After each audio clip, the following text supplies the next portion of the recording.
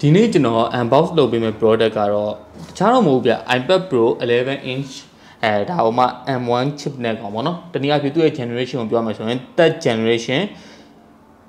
128GB Wi-Fi လေးကိုကျွန်တော် unbox လုပ်ပေးမှာဒီနေ့ video အတွက်ကိုတော့ Go Mobile and laptop brand new and second hand shop ကနေပြီးကိုညီပံ့ပိုးပေးထားတာပဲဖြစ်ပါတယ်ဆိုတော့ဒီကောင်က2020 iPad Pro နဲ့ဘာကွာသွားလဲပေါ့နော်အဓိက second generation iPad တွေနဲ့ဘာကွာသွားလဲဆိုရင်တော့11 inch မှာ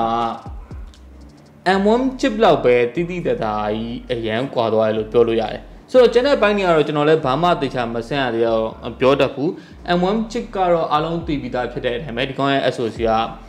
တကယ် performance အကျန်းစားကြီးကိုပေးထားတယ်ဒါပေမဲ့ကျွန်တော်အစောပိုင်းမှာစဉ်းစားထားတာကလည်းဒီ iPad Pro ဟာ iPad OS နဲ့ဒီ M1 chip နဲ့ဆိုရင် bottleneck များဖြစ်နေမလားဆိုတဲ့အတွေးလေးရှိရပါတော့ဆိုတော့ထားပါအဲ့တော့ဒီကောင်ကိုကျွန်တော်ပြန်ရောင်းဖို့ဝယ်လိုက်ပြင်မဲ့လေလောလောဆယ်မနေနိုင်တော့တဲ့အတွက်ဖောက်ကျင်စိတ်တွေမတရားဖြစ်လာတဲ့အတွက်ကျွန်တော်ဖောက်ကြည့်လိုက်မယ်ပေါ့နော်ဆိုတော့ဖောက်ပြီးတော့လည်းနောက်မှဒီကောင်ကိုပြန်ရောင်းပြရင်လည်းရောင်းပြမယ်ပေါ့နော်ဆိုတော့ okay ထားပါအဲ့တော့ကျွန်တော်အစဖောက်ကြည့်မယ်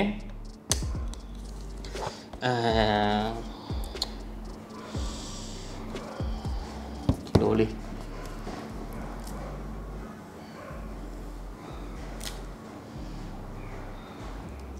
Okay. အရင်ဒီအိတ်ကလေးပြေးပေါ်မှာနှမျိုးဒီမှာလည်းပြေးရမှာပါဆိုင်မှာလည်းဆက်လာပါလေးပြေးတော့ပူကောင်းတော့ဗောနော်ဆိုတော့ Okay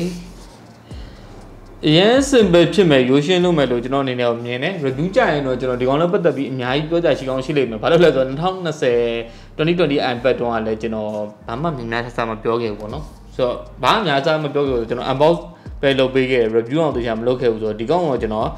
review လုပ်ပေးဖို့ရှိတယ်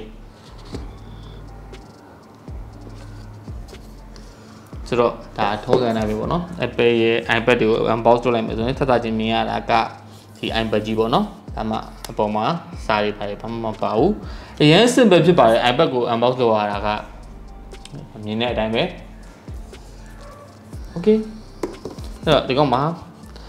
ဘာ accessory တွေပါအောင်မလဲဆိုတော့ဒီကောင် iPad မှာတော့ Apple ကအခုဒီ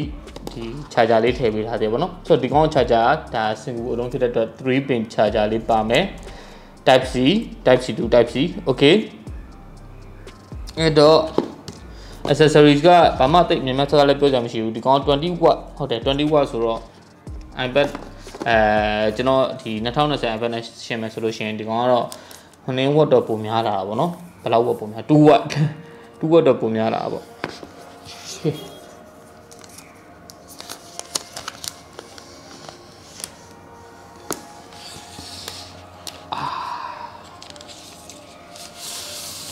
ဆိုတော့ဒါ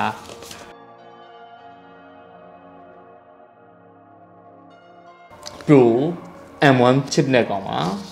ဒါမှအနည်းဆုံး 128GB Wi-Fi နဲ့ပေါ့နော် 12.9 inch ဆိုရင်တော့ဒီကောင် mini LED ဘာညာရေးနဲ့တော့ဖြစ်သွားတယ်ပေါ့နော် Okay အဲ့တော့ကျွန်တော်တို့စပြီးတော့ setup တွေလုပ်ကြည့်မယ်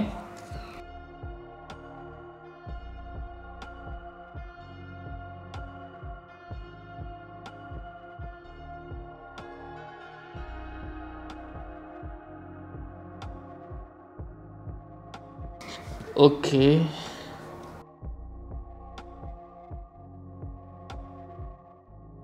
2020နဲ့ဘာကွာသွားတယ်လို့ခံစားလဲမြင်တော့ကျွန်တော်အနေနဲ့အခုချိန်ဒီဘာမှမခံစားသေးဘူးပိုထူသွားတယ်ဆိုတဲ့ဟာတော့နည်းနည်းလေးမသိတာပါဘူးအဲ့ဒါလေတကယ်တမ်းပြောရရင်တော့ Okay သူ့ရဲ့ဒီ2020 iPad keyboard နဲ့လည်းသူ့အနေနဲ့သူအဆင်ပြေနေရပါ Okay ဟာပါဒါတော့မြင်ရအောင်လို့ကျွန်တော်ဒီလိုလေးပဲအနိုင်လုပ်လိုက်မယ်နော် Continue Face ID setup data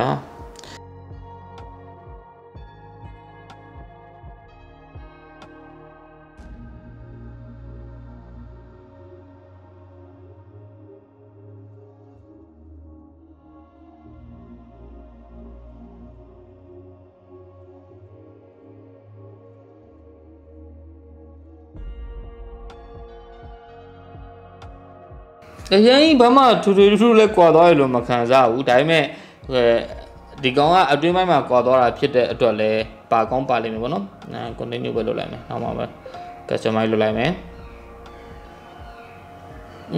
okay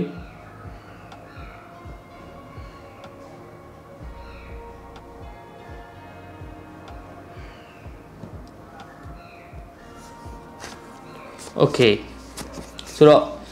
ဒါ setup လုပ်တဲ့အဆင့်ပြီးသွားပြီပေါ့နော် setup လုပ်တဲ့အဆင့်ပြီးသွားပြီဆိုတော့ဒီကောင်က software မှာဘယ်လောက်နဲ့လာမလဲဆိုတော့ iPad OS ကိုဘယ်လောက်ပေးထားမလဲဘယ်လောက်နဲ့လာမလဲ14.6 ပဲရှိသေးတယ် okay ကျွန်တော်အဲ့တော့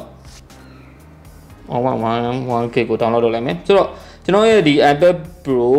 M1 11 inch ရဲ့ unboxing လေးကတော့ဒီလောက်ပါပဲဆိုတော့ဒီကောင်ကိုကျွန်တော်တော်တော်လေးတော့စမ်းရဖို့ရှိတယ်ဘာလို့လဲဆိုတော့M1 chip ကြီးကဒီ iPad မှာထည့်ပေးလိုက်တဲ့အခါမှာ iPad OS နဲ့ bottleneck ဖြစ်နေတာပေါ့နော်အဲ့ဒီချက်ကိုကျွန်တော်တော်တော်လေးသိကျင်တဲ့အတွက်လည်း unbox လုပ်လိုက်တာပါတယ်ဆိုတော့ဘာပဲပြော carry ကျွန်တော်စမ်းပြီးတော့ကြိုက်တယ်ဆိုလို့ရှိရင်တော့သုံးမယ်ပေါ့နော်မကြိုက်ဘူးဆိုလို့ရှိရင်လည်းဒီကောင်ကိုကျွန်တော်ပြန်ရောင်းသွားတဲ့အခါကျရင်လည်းအားပေးဖို့အတွက်